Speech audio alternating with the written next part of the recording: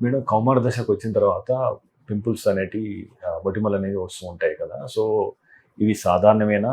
ఎప్పుడు మొటిమల విషయంలో యువతులు జాగ్రత్త పడాలి లేదా డాక్టర్‌ని సంప్రదించాలి? సో, ప్యూబర్టల్ ఏజ్ అంటే ఈ 13 ఈ మధ్యన టీన్స్ వరకు కూడా కాదండి. 10, 11 నుంచే చూస్తున్నాము పింపుల్స్.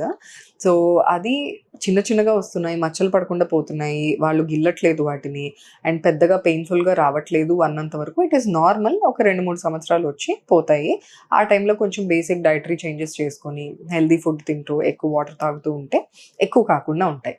బట్ ఎప్పుడైతే మీకు సివియర్‌గా రెడ్ ఇన్‌ఫ్లమేటరీగా పెద్దగా వస్తున్నాయి, బాగా పస్ ఫిల్డ్‌గా వస్తున్నాయి ఆర్ అవి పోతున్నప్పుడు మచ్చలు కానీ, గుంటలు కానీ లీవ్ చేస్తున్నాయి అంటే గనక యాజ్ ఎర్లీ యాజ్ పాసిబుల్ మనం ట్రీట్మెంట్ స్టార్ట్ చేయాలండి.